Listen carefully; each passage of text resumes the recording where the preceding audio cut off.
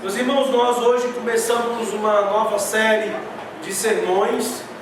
Serão 8 mensagens com o tema da nova série: o inimigo mora do lado de dentro. Nós vamos falar sobre pecado. Nós teremos exposições para compreendermos biblicamente o que é o pecado, o que o pecado faz, como o pecado age, como nós lutamos contra o pecado, como nós podemos batalhar para vermos o pecado mortificado em nossos corações. Nós ouviremos exposições onde nós veremos quais são as armas da batalha, aquilo que a palavra, o Espírito nos fornecem como meios de luta contra o pecado. Nós veremos como o próprio Espírito de Deus, como a própria graça de Deus nos conduz nessa dura batalha. E na manhã de hoje nós vamos começar essa série com esse texto, o texto de Jeremias 17, de 1 a 10. Nós vamos nos focar mais particularmente nos versos 9 e 10, para observarmos a sede da batalha, onde o pecado atua e onde esta batalha tão terrível contra o pecado é travada. E nós então vamos falar sobre a casa mal assombrada, este lugar que, a começar da realidade do ímpio e depois até mesmo nas nossas próprias lutas como regenerados, como crentes, nós experimentamos como uma dura batalha, a batalha contra o pecado, que faz com que o coração possa ser visto como uma casa mal assombrada. E uma casa que somente Cristo pode entrar para lançar luzes, lançar a sua luz e a sua libertação. Nós precisamos começar por aqui para entendermos a natureza da nossa luta e da batalha que temos contra o pecado, entendendo algumas coisas importantes que a Escritura nos fala a respeito do pecado, da sua natureza, da devastação, do estrago que ele produz nas vidas daqueles que estão envolvidos com ele. Nós vamos então aprender um pouquinho sobre isso, mas não apenas para aterrorizar a nossa mente, a nossa alma, mas para, ainda nesse texto, colhermos encorajamento e esperança para uma luta tão difícil, para uma batalha tão difícil e tão terrível. Aqui nós não apenas encontramos um quadro duro, difícil a respeito da realidade do pecado no coração, mas também nós encontramos esperança, nós encontramos encorajamento da parte do Senhor a respeito da libertação que nós encontramos de tamanha assombração. Vamos considerar algumas coisinhas antes a respeito do texto. Esse texto de Jeremias, ele vem como uma pronúncia de Deus, uma sentença de Deus contra o pecado. O Senhor vem expressando toda a sua ira, o seu descontentamento contra o pecado da nação de Israel. Israel havia se envolvido com a grave ofensa contra o Senhor, com pecado contra o Senhor, e o texto começa dizendo que o pecado de Judá está escrito com um ponteiro de ferro e com diamante pontiagudo, gravado na tábua do seu coração e nas pontas dos seus altares. É importante nós observarmos que em toda a cosmovisão judaico, cristã, especialmente a exposta no Antigo Testamento, que nós vamos encontrar na história do povo hebreu, é uma ênfase muito grande na memória. O Senhor faz questão de lembrar o povo, de estabelecer e fixar memória das coisas, e não apenas daquilo que Deus faz, mas para estabelecer a memória daquilo que o povo faz, de maneira que o povo se lembre dos erros, dos pecados e das ofensas que foram praticadas contra Deus. E a expressão utilizada pelo autor aqui, pelo profeta, é que os pecados de Judá estavam escritos com um ponteiro de ferro, e como que usando um diamante pontiagudo, eles foram escritos, registrados na tábua do coração, de maneira que ficasse evidente, registrado para a memória, os pecados de Judá, os pecados de Israel. E tudo isso, e toda essa ênfase que o texto dá, é para deixar bem clara a gravidade do pecado. O pecado é algo extremamente destrutivo, danoso e terrível, porque o pecado, ele estabelece aquilo que de mais grave pode acontecer com qualquer ser humano, que é o distanciamento, a quebra da comunhão com o Criador, com o nosso Deus.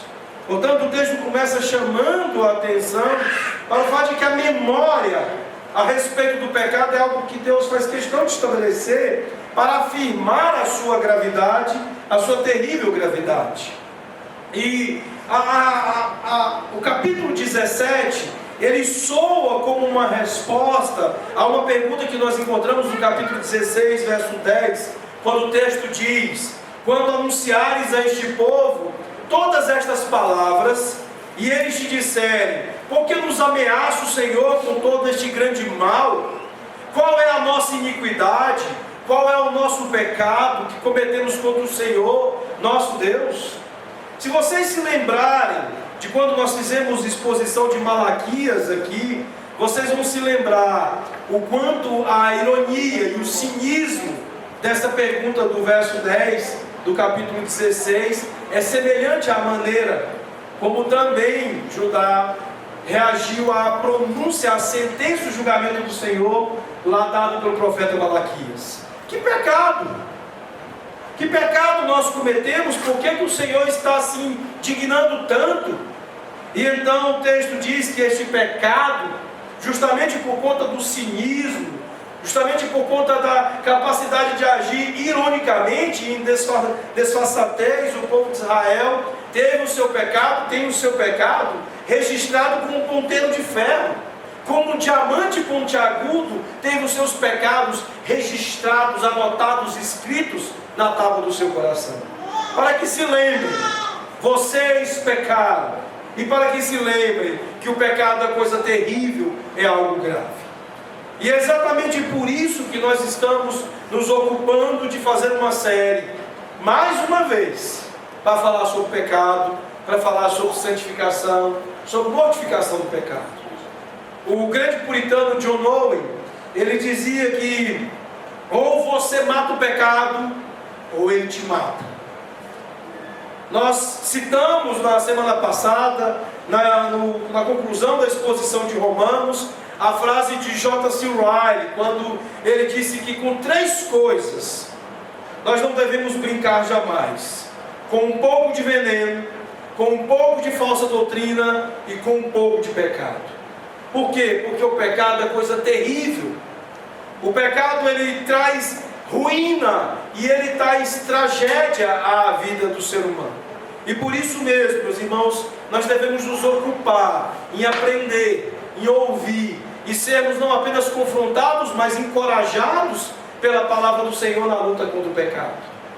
E aqui nós começamos falando sobre o lugar, a casa e a morada onde o pecado trava as suas investidas, a sua luta para nos derrubar e para nos arruinar. Portanto, Jeremias está falando sobre esta gravidade e sobre esta coisa tão terrível na vida do povo de Deus, que é o pecado. Lá no capítulo 30, 33, ele vai falar de uma promessa de Deus de restauração, porque só o próprio Deus pode resolver o problema do pecado, como nós aprendemos e vimos na exposição da carta aos Romanos. Mas algo importante a respeito de todo esse quadro é que a causa da ira, da indignação de Deus contra o pecado tinha uma relação direta com o coração. O coração, conforme mencionado no texto que nós acabamos de ler, é a sede própria de todas essas coisas terríveis. O autor, ele vai fazer uma gradação até chegar nos versos 9 e 10 e estabelecer aquilo que nós queremos trabalhar com os irmãos. Eu gostaria de destacar, por exemplo, que está no verso 5, quando ele diz que maldito aquele que confia no homem. Não porque simplesmente nós não deveríamos confiar uns nos outros, mas porque o homem tende em seu coração a confiar na carne, a confiar ao seu braço, apartando o seu coração do Senhor. O coração, ele é terrível pelo que ele faz. O coração ele tende a se afastar do Senhor e a confiar na sua própria carne e na sua própria força e no seu próprio braço. Em Deuteronômio capítulo 8, o Senhor, mais uma vez nestas práticas recorrentes da Escritura do Antigo Testamento, de trazer à memória, não apenas o que Deus fez, mas o que o homem, o povo de Deus fez. O Senhor lembra de tudo quanto tinha feito para o povo de Israel, tirando do Egito, sustentando no deserto, mantendo-os, e ao mesmo tempo este mesmo povo ignorando o Senhor e se esquecendo que deveria confiar unicamente no Senhor, sabendo que Ele é a fonte da nossa força, a própria força do nosso braço para adquirir riquezas, para conseguir as coisas. Mas por que, meus irmãos, que o texto diz que maldito é aquele que confia no homem? Porque nós tendemos a confiar no nosso próprio coração. Nós confiamos nas nossas próprias propostas de cura, de solução. A nossa sociedade tem sido seriamente investida e envolvida desse tipo de coisa. Há uma filosofia corrente entre nós que, com o passar do tempo, cada vez mais se torna mais aguda, que é o humanismo. O que é que o humanismo faz? Ele estabelece uma espécie de deificação da humanidade, e ele faz com que o homem se entenda como todo suficiente. Esse tipo de pensamento, esse tipo de maneira de se conduzir na vida é o resumo da maldição do homem que confia no homem. O homem que confia na sua própria força e no seu próprio braço é o homem humanista, é aquele que deifica a sua humanidade e que acha que o homem é todo suficiente. Alguns irmãos ficam desconfortáveis quando nós falamos contra a visão de mundo, a cosmovisão da psicologia, quando nós criticamos o conceito de ciência que se estabeleceu entre nós. Mas aqui reside o problema de todas essas filosofias e de todas essas propostas. Eles são malditos porque eles confiam na sua própria força, no seu próprio braço. Nisso reside a sua maldição, no engano do coração, que se permite confiar não em Deus, mas na própria força do homem, o deificando e o vendo como todo suficiente. Mas Jeremias também fala, no verso 6, que tudo isso traz um resultado muito ruim. Vejam comigo o verso 6. Ele diz: porque será como um arbusto solitário no deserto, e não verá quando vier o bem. Antes morará nos lugares secos do deserto, na terra salgada e inabitável. Meus irmãos, não apenas é maldito o coração do homem que confia no homem, na sua força, no seu braço, porque o afasta de Deus, mas porque ao se afastar de Deus, ele estará sendo afastado de toda a vida. O resultado é que estas expressões nos levam a compreender a respeito desta maldição do coração, é de que o coração que confia na carne, no braço, na própria força, ele é completamente ausente de vida. O que estas expressões do verso 6 apontam é para a ausência de vida, para a secura da alma, para a secura de vida. Portanto, não apenas há uma maldição em uma desordem do coração se confiar na própria força e no próprio braço e no próprio homem, mas há um resultado terrível em relação a isso. E o verso 7, ele diz: no entanto, bem-aventurado é aquele que confia no Senhor. A aprovação de Deus, que é o verdadeiro sentido e conceito da felicidade, é dada àquele que confia no Senhor. Mas nós sabemos que a batalha que envolve o nosso coração, e que a grande luta e labuta contra o pecado, consiste essencialmente neste problema: confiar no Senhor. É isso que torna a luta contra o pecado algo tão grave, porque ela não apenas nos afastará da aprovação de Deus, mas ela nos retirará a esperança e a confiança no nosso Deus. Vejam comigo o Salmo 1, onde nós vamos encontrar esta mesma expressão utilizada pelo profeta Jeremias. O Salmo 1 expõe da seguinte forma a diferença entre justos e ímpios, entre um coração que é a casa mal assombrada, daquele coração que recebeu as luzes do nosso Redentor sobre si. A palavra de Deus diz: bem-aventurado o homem que não anda no conselho dos ímpios, não se detém no caminho dos pecadores, nem se assenta na roda dos escarnecedores. Antes o seu prazer está na lei do Senhor, e na sua lei medita de dia e de noite. Ele é como árvore plantada junto à corrente de águas, que no devido tempo dá o seu fruto, e cuja folhagem não murcha. E tudo quanto ele faz será bem sucedido. Os ímpios não são assim, são porém como a palha que o vento dispersa. Por isso os perversos não prevalecerão no juízo, nem os pecadores na congregação dos justos. Pois o Senhor conhece o caminho dos justos, mas o caminho dos ímpios é de morte, é de perecimento. Gostaria de destacar a expressão do salmista quando ele diz que por isso os perversos não prevalecerão no juízo, nem os pecadores na congregação dos justos. Ou você mata o pecado, ou ele te mata. Ou você experimenta a libertação do pecado, de fato, pode se assentar na Assembleia dos Justos. Ou você está dominado pelo pecado e você não é parte da Assembleia dos Justos, mesmo que você a frequente. É por isso que este é um tema tão sério, tão grave, tão importante para as nossas vidas. Vamos continuar então, entendendo um pouquinho mais dessa casa assombrada. Afinal de contas, pastor, o que é o coração? O coração, no ensino do Antigo Testamento e do Novo Testamento, é a soma total da vida. É o centro de todas as coisas da vida. O coração é mente, ou as nossas intelecções. O coração são os afetos, as nossas afeições. E o coração é a vontade, as nossas volições. Isso tudo aponta para o fato de que o coração é o ser humano todo, é o centro de todas as coisas da vida. Nós não estamos falando do órgão físico, raramente a Escritura fala dele. Nós estamos falando de um centro de controle, de comando de toda a vida.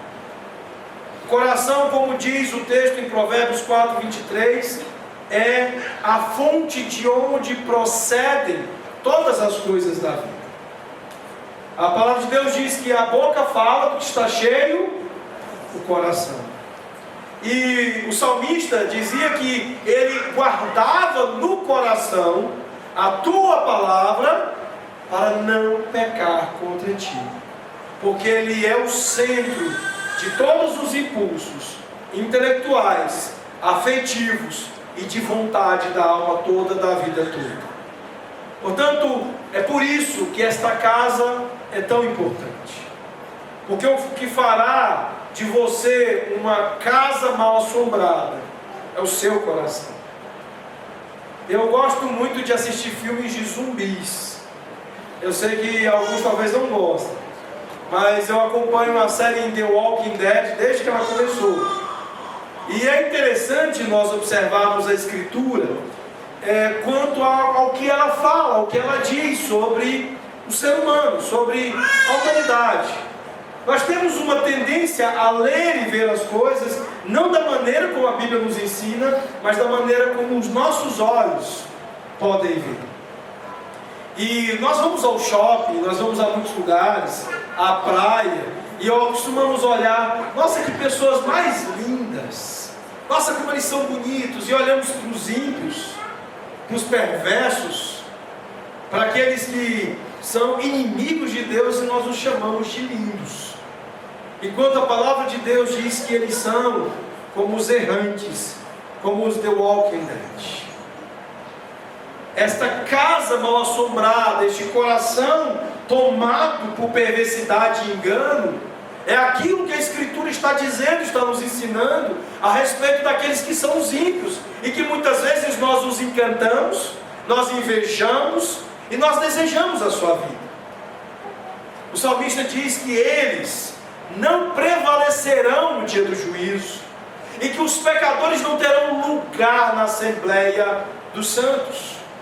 Portanto, o coração do ímpio, meus irmãos, é uma casa mal assombrada, é um lugar que ninguém deseja. Eu creio que ninguém tem aqui a dificuldade de assistir The Walking Dead e se identificar com os humanos sobreviventes e não com aqueles zumbis horrorosos, com aqueles monstros, como muitas vezes durante toda a narrativa dos episódios eles são chamados. Eles já não são humanos, mas monstros que tomam a forma e levantam-se sob formas humanas mortas, apenas por um impulso de um vírus em suas massas cerebrais. É isso que a palavra de Deus fala a respeito do perverso e do ímpio. Mas os nossos olhos cobiçam a vida deles. Os nossos olhos desejam a vida deles. Mas não deveria ser assim. Eu gostaria de fazer algumas aplicações com os irmãos a respeito desse texto, sobre as características do coração humano, sobre as provas da sua maldade e sobre o fato de que só Deus alcança o coração humano e somente Cristo pode salvar.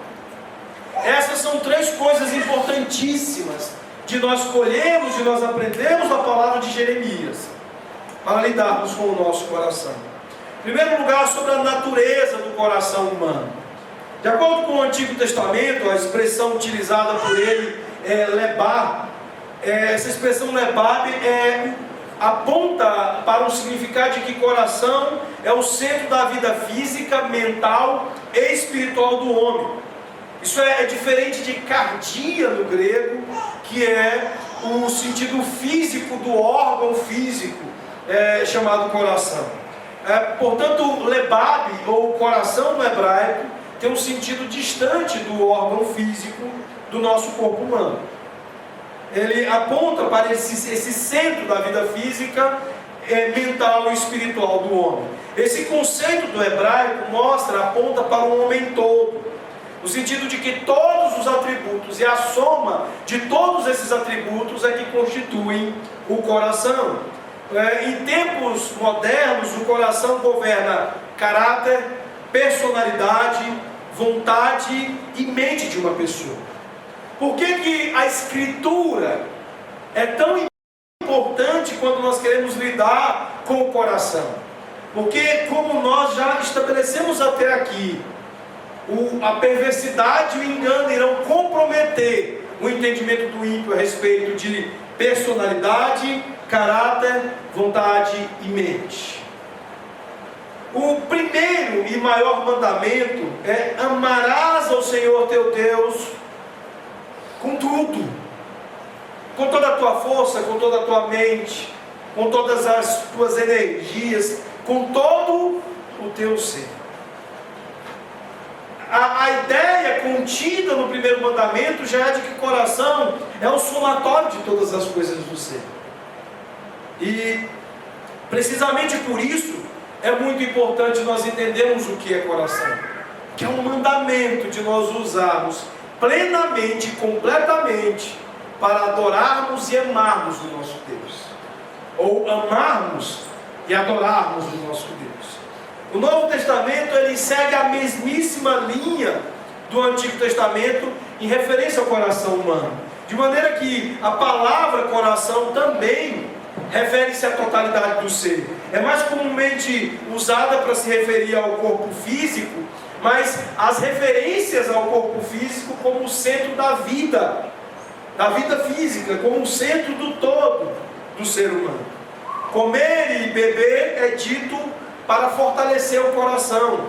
Por ser o centro da vida física, o coração se tornou no Novo Testamento uma forma de representação da pessoa toda.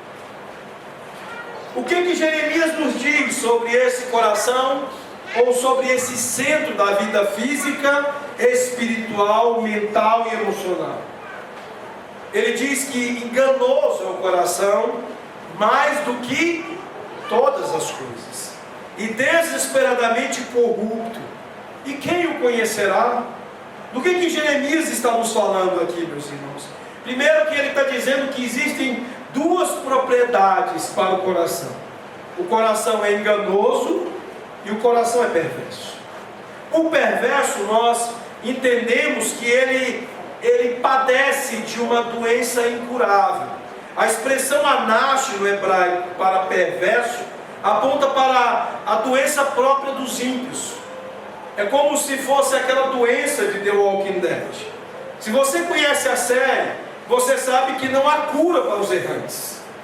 As pessoas morrem e são trazidas novamente a uma situação que não pode ser chamada de vida. Simplesmente um vírus provoca impulsos elétricos no cérebro dos errantes, e eles andam sobre a face da terra sem nenhum tipo de coisa que pode ser confundida com vida. A expressão anash aponta exatamente para esse tipo de entendimento, para a ideia de uma doença terrível e incurável. É disso que a palavra de Deus está trabalhando e tendo em mente ao falar de perversidade. Perversidade não é uma coisa leve, uma coisa qualquer, como nós costumeiramente tendemos a pensar, sempre diminuindo os efeitos terríveis das coisas que estão sendo associadas ao pecado. O pecado não é um gatinho malvado. O pecado é, no mínimo e na menor das hipóteses, um dragão terrível, como aquele dragão de O Hobbit, Smaug. É algo muito pior do que aquilo. Portanto, perversidade, em outros lugares também vai trazer um conceito de dor incurável, como em Jeremias 30:15, e representativo daquilo que entrou na humanidade desde o primeiro pecado dos nossos pais, onde a morte passou claramente a estar associada com esta qualidade ou com esta propriedade do coração. O coração ímpio padece de doença incurável. Eles de fato são os The Walking Dead da nossa época, da nossa geração. Nós precisamos entender que estas são as propriedades do coração, e isso é o que define aquele que não experimentou a ressurreição, a vida a partir de Jesus Cristo. Esse é o fato daquilo que o pecado fez e faz na vida e no coração. Traz perversidade, traz uma incapacidade inata. Olha só o que diz Isaías, versos 4 e 6. Ai desta nação pecaminosa. Está se referindo a um povo que se envolve com a prática do pecado, que ama o pecado. Povo carregado de iniquidade, raça de malignos, filhos corruptores. Abandonaram o Senhor, blasfemaram do Santo de Israel e voltaram para trás. Desde a planta do pé até a cabeça, não há nele coisa sã, senão feridas, contusões e chagas inflamadas, umas e outras não espremidas, nem atadas, nem amolecidas com óleo. Esta é a maneira como a Escritura se refere à perversidade como uma das propriedades, uma das características da casa mal assombrada ou do coração humano, do coração apóstata e rebelde contra Deus. Não há beleza nisso. É por isso que, entre outras palavras, a Escritura diz que nós não devemos seguir os conselhos dos ímpios. Ontem um irmão, que aparentemente é marxista de confissão, de crença, estava condenando, por que os pastores presbiterianos condenam tanto o marxismo, Por que são tão dogmáticos? Por que nós não dialogamos com Marx? Por que nós não dialogamos com a filosofia marxista? E eis um dos motivos. Não há possibilidade de comunhão entre a luz e as trevas. Não há possibilidade de comunhão, de diálogo entre a piedade e a perversidade. Não há possibilidade de você tentar comunicar aquilo que Deus opera na vida dos crentes e aquilo que Deus cobra na vida dos crentes com este quadro descrito por Isaías de perversidade e de abominação diante do Senhor. Apostasia e rebelião contra Deus não são coisas com as quais se dialoga. Esta é a linguagem dos profetas. É isso que é condenado aqui na Escritura. E por que o coração é enganoso? Porque essa perversidade vai produzir engano. Esta perversidade vai trazer como resultado desta desordem muito profunda no coração humano, vai trazer um engano. Por que o homem consegue confiar em si mesmo?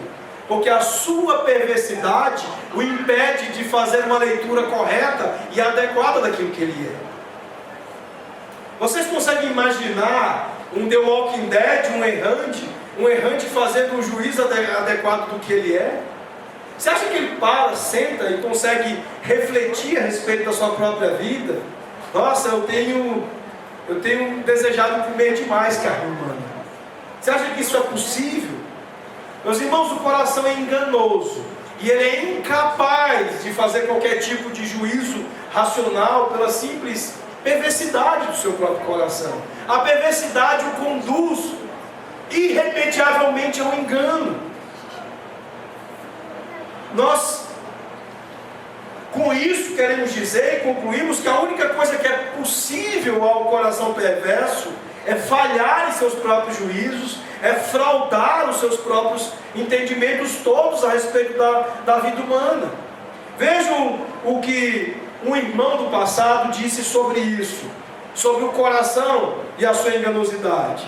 Ele diz: nós nos desviamos em desejos vãos.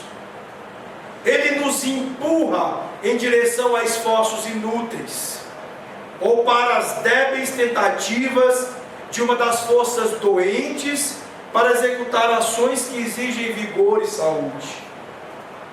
Nos empurra para desejos que tomam tudo e todo o nosso tempo, mas de que nada conseguimos. Certamente o coração humano é enganoso. Essas, meus irmãos, são as propriedades do coração ímpio. E há reminiscência disso no coração regenerado. A diferença do coração ímpio para o coração regenerado em relação a essas coisas é que o ímpio ele é completamente escravizado e morto, e onde todas estas coisas são absolutas. O coração regenerado luta com estas coisas livre da escravidão delas e com a vida que é possível enfrentá-las, com a vida que é possível batalhar e lutar. Enquanto o ímpio ele é incapaz absolutamente de mortificar o pecado.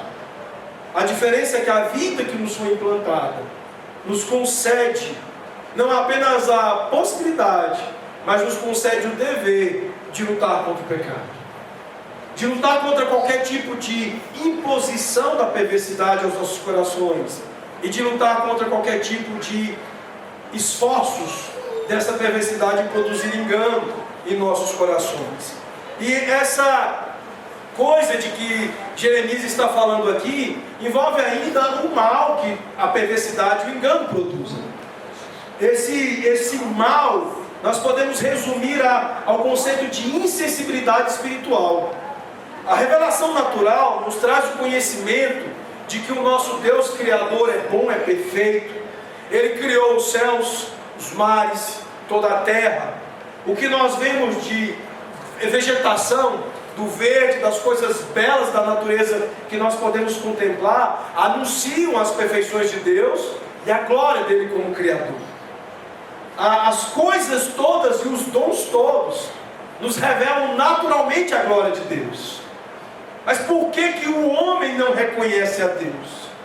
Porque a perversidade do seu coração e o seu engano o fazem serem insensíveis ao Criador, ignorarem completamente o Criador e dizerem não há Deus, e dizerem não há um Criador. Essa insensibilidade, conforme Atos 19, 26 aponta, faz com que os homens adorem a criatura ao invés de adorar o Criador. Nosso país, nós temos vivido todos os tipos possíveis e visíveis de idolatria e de insensibilidade espiritual.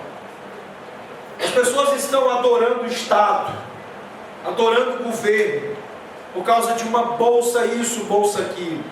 Os homens confiam nos homens e adoram o conhecimento humano acima do Criador. Não há uma confiança estabelecida nos corações humanos à providência do Santo Deus, mas confia-se na própria força do trabalho e na própria força do braço.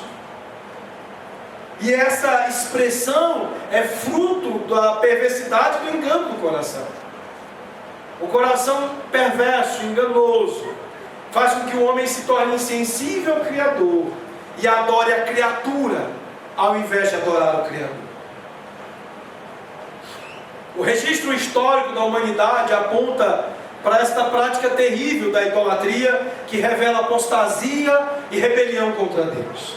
Se nós observarmos impérios como Egito, Grécia e Roma, todos sem exceção estabeleceram juízos e julgamentos idólatras. Adoravam animais, coisas, adoravam o próprio homem. Na Roma antiga havia o culto ao imperador. No Egito, os deuses Sol, o deus Ra, são formas de animais. A criatura sendo adorada em lugar do Criador. Como diz o apóstolo Paulo na introdução à sua carta aos Romanos, eles passaram a fazer isso porque as suas mentes são depravadas. E porque Deus os entregou à sua depravação e à sua perversidade da mente.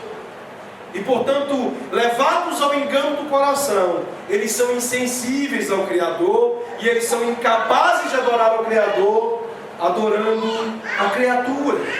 Os grandes filósofos da humanidade, e da antiguidade, como Sócrates, Platão, Aristóteles, Cícero, afirmaram em seus escritos coisas que até hoje nós podemos ver esses deuses como designers e patrocinadores da perversidade. Até hoje, coisas abomináveis que assolam a humanidade tiveram relação com aquilo que é esta insensibilidade espiritual. O mundo celebra mentes como a de Karl Marx, não apenas a dele, mas de Sigmund Freud, Carl Jung e tantos outros pensadores que são colocados a níveis elevados de estima e de apreciação, mas que nada mais ensinaram do que apostasia e do que rebelião contra o Criador. Os seus corações perversos e apóstatas levaram o engano e a insensibilidade do coração, onde não se percebe o Criador, mas adora-se a criatura. O próprio homem é a proposta de redenção. O próprio homem é a proposta de cura e solução. E nem sempre, e quase sempre, aquilo que se propõe como cura e solução está muito longe do enfrentamento do pecado e das coisas que são a abominação ao Senhor. Os seus julgamentos são pervertidos até quanto à vida e à salvação.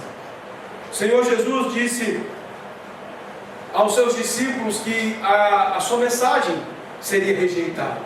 E Paulo, falando desta mensagem que foi entregue aos apóstolos para pregação em 1 Coríntios 1, 23, ele diz: nós pregamos Cristo crucificado, loucura para os gentios.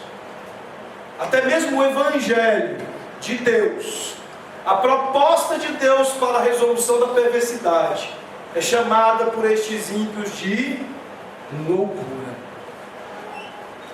Por quê?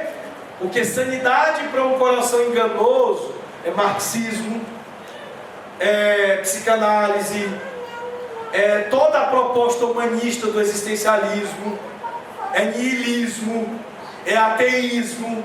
O coração perverso é completamente tomado e dominado por insensibilidade ao Criador. Como diz com todas as letras, a mente pervertida não conhece e não quer a Deus. Esta vontade natural, esta mente depravada aponta, meus irmãos, para uma incapacidade do coração humano para aquilo que é verdadeiramente aceitável a Deus. Esta tendência do coração é uma incapacidade para fazer aquilo que é espiritualmente bom. Como o próprio Senhor Jesus disse lá em João 6,26, será que eu procuro, não porque viste sinais, mas porque comestes dos pães e ficaram satisfeitos? Ou seja, até quando o homem ímpio tenta fazer o que é bom, o faz pelos motivos errados, por motivações egoístas, por motivações de auto-idolatria, por motivações que são distantes daquilo que é espiritualmente bom. Uma coisa importante de nós entendermos com relação à Escritura é aquilo que nós aprendemos do próprio apóstolo Paulo. Quando nós estudamos Romanos, nós vimos que Paulo era um homem zeloso da lei antes de sua conversão. Mas nós sabemos que aquilo que é definido na Escritura como mal, não é necessariamente você fazer apenas coisas aparentemente más. Paulo tentou viver uma vida zelosa e piedosa e obediente à lei. Mas por que tudo quanto ele fez é qualificado como trapo de imundície? Porque não eram referidas ao Criador e elas não eram referidas ao próprio Senhor Jesus. O que Paulo fez é aquilo que costumeiramente todo aquele que quer fazer o bem, o bom sem Cristo tenta fazer. Fazer algo pela sua própria reputação, estabelecer uma autojustiça que no final das contas é tão somente uma expressão de auto-adoração. Por que o ímpio faz o bem? Não é por causa do Criador. Por que o ímpio faz coisas boas, aparentemente boas? Porque ele está preocupado com a sua reputação, porque ele está preocupado em adorar a si mesmo nestas tais coisas. Há zelo de si mesmo nas suas obras e não o zelo de Deus. A consciência lhe mostra o caminho certo, mas as suas ações no final das contas são apenas resultados de oposição a Deus. Eles são apóstatas e eles são rebeldes, porque não fazem e não querem fazer do modo de Deus e para Deus, mas para si mesmos e para a sua própria reputação. Há uma grande dificuldade do ímpio e desta mente depravada com relação ao Evangelho. As pessoas ouvem e até simpatizam com a religião. Você tem ímpios que frequentam a igreja, que circulam e giram em torno da vida dos crentes. Eles estão na igreja, mas não estão. Eles acham interessante participar de um culto ou outro, mas eles nunca fazem aquilo que é fundamental à religião. Eles nunca se prostram diante de Cristo. Eles nunca rendem as suas vidas a Cristo. Você vai vê-los em grande medida de exercícios morais, vivendo uma vida de moralidade, às vezes até igual, ou se brincarmos com o tanto de crente fraco e imaturo que nós temos hoje, até com uma aparente moralidade superior à de muitos crentes. Mas qual o problema, queridos? Por que no final das contas as suas ações não são espiritualmente boas? Porque eles resistem ao Criador, eles resistem a Cristo. Eles até aceitam algumas propostas morais do cristianismo, mas eles não aceitam Jesus Cristo como Senhor.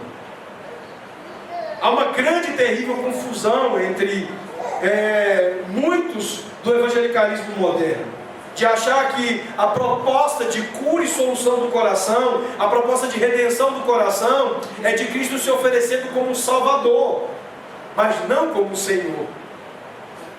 A casa mal assombrada só deixa de existir quando de fato Cristo se assenhora dela. E Cristo não age em relação à casa mal assombrada apenas como um redentor no sentido de salvá-la. Mas a redenção inclui este outro aspecto importante, o do assenhorar-se do coração, o da condução do coração. O ímpio, ele não se submete a Cristo. O ímpio, ele não submete sua vida, suas decisões, suas escolhas a Jesus. O engano do coração, a perversidade do coração, ela não permite que outro conduza o coração, a não ser o próprio ser humano. Nós olhamos hoje para o evangelicalismo brasileiro, meus irmãos, e nós vemos daqueles muitos que professam ser crentes, demonstrações contundentes dessa perversidade e desse engano. Nós vemos gente evangélica se dizendo evangélica e apresentando programa pornográfico. Nós vemos um número sem fim de pessoas que se dizem crentes se dando em relações de julgo desigual, desobedecendo e quebrando a lei do Senhor. Outra coisa que nós não entendemos é que o ímpio, o coração perverso e enganoso, ele não guarda o Shabat. O Shabat tem um sentido não apenas de uma lei ou de uma norma que foi imposta para guardar-se um dia da semana. Mas o domingo é essencialmente a evidência gloriosa do Evangelho, no sentido da alma que se submete a Cristo. Se você não consegue submeter um dia ao descanso e ao pleno exercício do senhorio de Deus, de Cristo sobre sua vida, quanto mais você será possível se submeter em outros 6 dias. Meus irmãos, se nem mesmo o seu descanso é passível de ser submetido ao Senhor, quanto mais o resto da tua vida e da tua alma. Você não consegue guardar o Shabat, o domingo, para o descanso e para a adoração de Deus, então por que os seus exercícios todos da vida, os demais, serão submetidos? A mente ímpia não guarda o Shabat. E os evangélicos da nossa época são negligentes com o dia do Senhor, são negligentes com o senhorio de Cristo sobre tudo na sua vida. É escandaloso nós observarmos o nosso Congresso Nacional e perceber que uma das coisas que existem de pior nele é a chamada bancada da Bíblia ou bancada evangélica. Nós olhamos a conduta de homens parlamentares que se dizem evangélicos e nós buscamos e nós tentamos encontrar ali alguma expressão de um coração rendido a Cristo, e o que nós vemos é perversidade, engano e insensibilidade contra o Criador. A palavra de Deus está dizendo que a casa mal assombrada, cuja expressão é de perversidade e engano, é insensível a Deus e a sua lei. Um modo de viver que é morte. Paulo, antes de ser regenerado, ele disse que sempre a lei do pecado, a lei estava morto quanto à lei do pecado, e eu vivia sem a lei. Paulo usa de uma expressão que nos faz lembrar de algo muito interessante.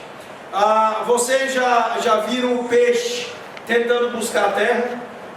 Vocês já estiveram na beira de um rio e puderam ver peixes tentando pular para a terra? Mas vocês já viram o contrário. Vocês já viram peixes fora da água, próximo da água, tentando pular de volta para a água. Porque nós buscamos aquilo que é próprio à nossa natureza. E Paulo está dizendo que ele era incapaz de verdadeiramente viver segundo a lei, porque o seu coração vivia segundo a lei do pecado, porque não havia na condição do coração caído e não regenerado de Paulo a possibilidade de fato buscar aquilo que agrada a Deus. O seu coração era dominado por perversidade e engano, e obviamente não seria possível a quem está morto pedir vida, ou ao peixe querer pular para fora da água. É contra a sua natureza, é contra aquilo que está impondo-se ao seu coração. Mas Jesus disse em João 5,40: e não quereis vir a mim para terdes vida, porque o morto não sai por aí pedindo vida. Vá a um cemitério ou vá a um necrotério e tente ver uma pessoa morta levantando a mão e dizendo: eu quero estar vivo. É impossível, pois essa é a natureza do coração do ímpio. A casa mal assombrada, onde as propriedades são perversidade e engano. E é contra esta tragédia que o profeta está nos advertindo. Cuidado se você é um pecado. É por isso que J.C. Ryle disse que nós não brincamos nem um pouco com um pouco de pecado. É por isso que é tão sério e é tão grave brincar com o pecado. Você já deve ter visto o quanto algumas brincadeiras de crianças são terríveis. Há poucos dias morreu uma criança que estava brincando com um celular ligado a um carregador da tomada. Coisa séria, e que na maior parte do tempo nós desprezamos, nós ignoramos. Alguns cuidados que normalmente são recomendados nas nossas casas, quando se tem bebês engateando, brincando ali pela casa, é colocar aquelas tampinhas branquinhas nas tomadas. Não é isso que nós fazemos? Você costuma se cercar de muitos cuidados. Se você tem uma criança pequenininha, você não deixa o portão da sua casa aberto, porque você sabe que ela pode correr e ir para a pista e vir um carro e acidentá-la. Nós costumeiramente tomamos os mínimos cuidados quando se trata de conferir segurança àqueles a quem amamos. Pois o fato, meus irmãos, é que nós precisamos ouvir a exortação de Salomão, que nos diz: das coisas que devem ser cuidadas, cuida do teu coração, porque dele procedem as fontes da vida, porque dele vai jorrar o mal ou o bem, porque dele vai jorrar amizade ou inimizade contra Deus, porque dele irão aparecer ou apostasia, ou rebelião contra Deus, ou adoração. Cuida do teu coração. Mas também Jeremias conclui dizendo que eu, o Senhor, esquadrinho o coração, eu provo os pensamentos, e isto para dar a cada um segundo o seu proceder, segundo o fruto das suas ações. Só Deus pode acessar o coração. Só Deus tem acesso ao coração humano. O coração é inacessível ao homem ímpio, ao homem não regenerado. Aqueles a quem Deus já acessou o coração, já os regenerou, já os deu vida, a esses o Senhor permite que sejam treinados para lidar com o próprio coração. Obviamente não com a mesma medida com que Deus tem acesso. Mas é preciso entender que Deus é quem trabalha os nossos corações. Por isso, mais uma vez, é preciso negar a proposta humanista de que o próprio homem é a sua proposta de cura e solução. Vejam que alguns autores bíblicos falam sobre isso. Salomão, falando sobre o Senhor tendo acesso ao coração, em 1 Reis 8:39, ele diz: ou tu dos céus, lugar da tua habitação, pedia, age e dá a cada um segundo todos os seus caminhos, já que lhes conheces o coração, porque tu, só tu, és conhecedor do coração de todos os filhos dos homens. A tendência do homem é esconder aquilo que ninguém pode conhecer, mas Deus sempre diz que Ele penetra o mais profundo, as partes mais secretas do coração. Jeremias 11:20, mas ó Senhor dos exércitos, justo juiz, que provas o mais íntimo do coração, veja eu a tua vingança sobre eles, pois a ti revelarei a minha causa. Jeremias 12:3, mas tu, ó Senhor, me conheces, tu me vês e provas o que sente o meu coração para contigo. Arranca-os como as ovelhas para o matadouro e destina-os para o dia da matança. 10:10 que nós lemos, e continua ainda a palavra do Senhor dizendo que nenhum homem é capaz de conhecer o coração. O verso 10 diz: eu, o Senhor, esquadrinho o coração, eu provo os pensamentos. E Jeremias 20:12 diz: tu, pois, ó Senhor dos exércitos, que provas o justo e esquadrinha os afetos e o coração, permite, veja eu, a tua vingança contra eles, pois te confiei a minha causa.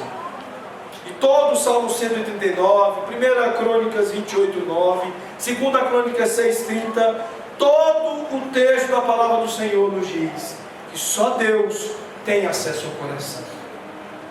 E é só lá na casa mal assombrada que se combate a perversidade e o engano com a vida. E esse é um trabalho para Jesus e para ninguém mais. Somente Cristo pode dar a vida que um coração morto carece. Somente Cristo pode continuar a refazer, fazendo novas todas as coisas no coração que luta contra a perversidade e contra o engano. Cuidado se você estiver se tratando com The Walking Dead. Você está tentando tratar a morte com o morto? Como o morto pode te ajudar? Como alguém que está em apostasia e rebelião contra Deus pode ajudar? Vocês se lembram da citação do pastor Carlos de domingo passado? Sobre, por exemplo, a dificuldade que um iracundo teria de ajudar outro iracundo. Imagine você que sofre de problema de ira, tentando se tratar com alguém que tem problema de ira. A palavra de Deus usa a expressão cegos guiando os cegos. Onde é que eles vão dar? No abismo. Ruína e tragédia.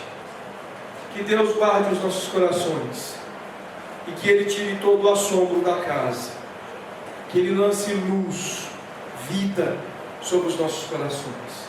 Vamos orar.